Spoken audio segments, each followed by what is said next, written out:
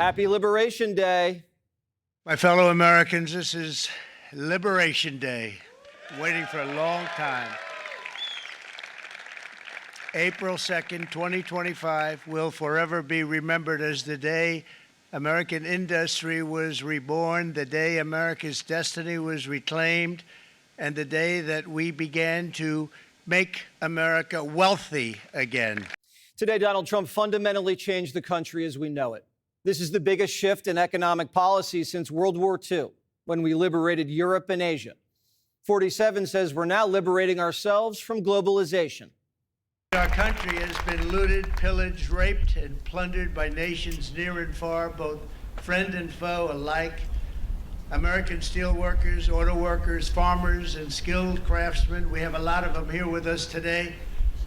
They really suffered gravely. They watched in anguish as foreign leaders have stolen our jobs, foreign cheaters have ransacked our factories, and foreign scavengers have torn apart our once beautiful American dream. This is one of the most important days, in my opinion, in American history. It's our declaration of economic independence. After we saved Europe from Hitler and Asia from the Emperor, we created a free trade system to help the Allies' economies recover, and they'd help us contain communism. And life was great for American families. Wives didn't have to work if they didn't want to. You could own a nice home, have a big family, afford college on a decent salary, and your kids could have a better life than you.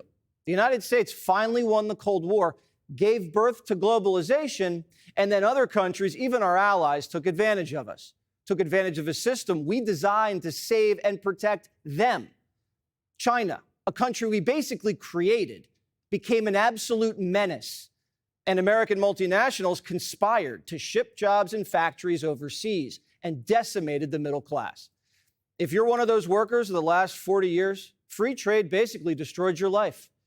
Look at this chart. The top 50% of income earners, especially the top 10%, accumulated a massive amount of wealth. But the other half of the country, the bottom 50% of earners, have been suffocating at the bottom. The American dream has been dying, and politicians said there's nothing they could do about it. Some of those jobs of the past are just not going to come back, that he's going to bring all these jobs back.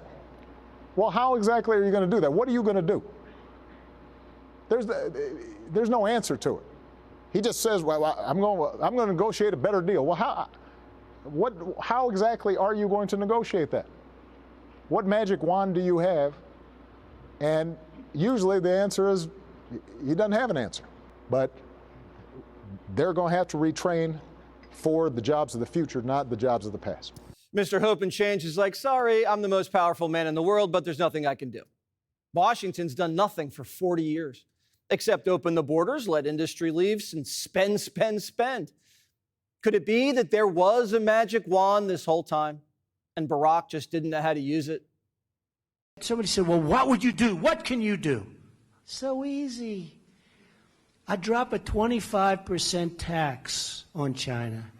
And you know, I said to somebody that it's really the messenger. The messenger is important. I could have one man say, we're going to tax you 25%. And I could say another, listen, you mother, we're going to tax you 25%. Trump's been talking about winning trade wars since the 90s. He raised tariffs in his first term, and we had the highest wage growth in 50 years. A manufacturing renaissance and a hot stock market. Oh, and no inflation. And this term, he's going even bigger. China, first row.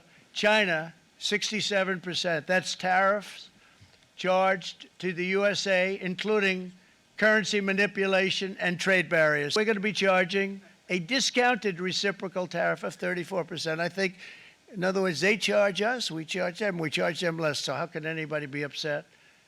They will be, because we never charge anybody anything, but now we're going to charge. European Union, they're very tough, very, very tough traders. 39%, we're going to charge them 20%. And again, I don't blame the people for doing it. I think they're very smart in doing it. I blame the people that sat right in that Oval Office. Americans have been demanding fair trade for years. So if other countries tax our products, we're just going to tax theirs. But Trump's giving everybody a little bit of a discount. 10% tariff across the board, and then just a cut under what they charge us. That's a negotiation tactic. Get other countries to drop their tariffs to where we have them, and then it's equal. That's called fair trade. But we're going to fight harder against foreign cars. Trump announcing a 25% tariff on all autos from other countries, and the workers love it. I have watched plant after plant after plant in Detroit and in the metro Detroit area close. There are now plants sitting idle. There are now plants that are underutilized, and Donald Trump's policies are going to bring product back into those underutilized plants. There's going to be new investment. There's going to be new plants built. And the UAW members, and I brought 20 of them with me, they're sitting right over here. We support Donald Trump's policies on tariffs 100%. If you care about the forgotten men and women of this country, if you care about restoring the American dream, Trump says you got to be all in on the trade war. But since he's the general of the war, Democrats who claim they represent workers are against it. Donald Trump is preparing to take a sledgehammer to the American economy by preparing a tsunami of tariffs on all sorts of goods Americans purchase every day. A tsunami of tariffs. Let's be clear. Donald Trump's tariffs are a tax hike on American families. Wall Street money put Schumer in the Senate, so he's just a puppet. Schumer and company drove up prices to 40-year highs. They've been raising taxes for decades. The man who was complicit in hijacking 100,000 American factories and losing 5 million jobs overseas can shut up, with all due respect. He destroyed American industry. That's why we call it the Rust Belt. That's why Trump was elected twice, to stop Schumer's gang from carving this country up. The media says Americans can't afford tariffs. We can't afford not to have tariffs. We created a monster in China. They dump cheap products here. They steal our secrets. They poison us with drugs. And they killed 1 million Americans with a virus. Trade policy should align with foreign policy. The pandemic proved this country isn't even self-sufficient. We have to start making our medicine here. And if we want to build ships and icebreakers, they have to be built with American steel, not cheap subsidized steel dumped here from China. And if we're going to win the AI arms race, we can't rely on Taiwan for semiconductors. We got to make the chips here. If we don't protect our economy, we can't protect our national security, and we can't protect American lives. The United States can no longer produce enough antibiotics to treat our sick. We import virtually all of our computers, phones, televisions, and electronics. We used to dominate the field, and now we import it all from different countries. A single shipyard in China now produces more ships every year than all of the American shipyards combined. Think of that. And it was a business that we used to dominate. We used to dominate it totally. In short, chronic trade deficits are no longer merely an economic problem. They're a national emergency. America used to be an industrial powerhouse. It's how we won World War II. We beat the Germans and the Japanese on opposite sides of the planet at the same time. And what made us such an industrial powerhouse were tariffs. Is America an industrial powerhouse anymore? No. We can't win 2 wars at the same time anymore. So in order to rebuild, we need to have protection from foreign predators. And our trading partners and neighbors need us more than we need them. Canada was just playing a silly little game of chicken until they realized Trump was serious. And now they're announcing they'll lower their tariffs if we lower ours. We'd be willing to take those off tomorrow if he took all the tariffs off. We are not the problem, Andrew. Do you know the problem is?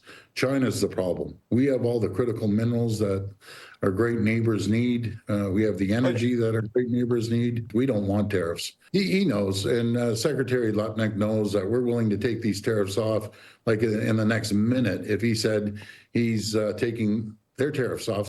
Mexico says they won't go tit for tat on tariffs with Trump. Israel's removed all tariffs on American products. Vietnam just cut duties on gas and cars. The world got called out, and they're starting to fall in line. $3 trillion in private investments poured into this country since Trump announced the trade war. And that's more money than Biden spent on chips, infrastructure, and the Green New Deal combined. And he spent your money. And what did he build? Nothing. Build back better? Never happened. Bidenomics, with open borders, outsourcing, and record spending, was throttling this country to the brink of a recession. This administration says they're rescuing the economy from a recession. Well, the stock market can't get a handle on any of this because they don't know if Trump's tariffs are long-term or just a negotiating tactic. And companies need to plan years ahead. But Wall Street's going to be fine. And everyone's investments are going to be fine long-term. This is an administration focused on Main Street, not Wall Street. The same people complaining about tariffs never complained once when the middle class got savaged by other countries. In the coming days, there will be complaints from the globalists and the outsourcers and special interests and the fake news. Always, the fake news will always complain. But never forget, every prediction our opponents made about trade for the last 30 years has been proven totally wrong. Fair trade isn't a silver bullet. It's a part of a bigger package. Tax and regulation cuts, cheap energy, border security, DOGE, and spending cuts, if Congress can get its act together. Tomorrow, when you look at the Dow, it might not feel so liberating, but neither did the day after D-Day. Eventually, we won. Click here to subscribe to the Fox News YouTube page to catch our hottest interviews and most compelling analysis. You won't get it anywhere else.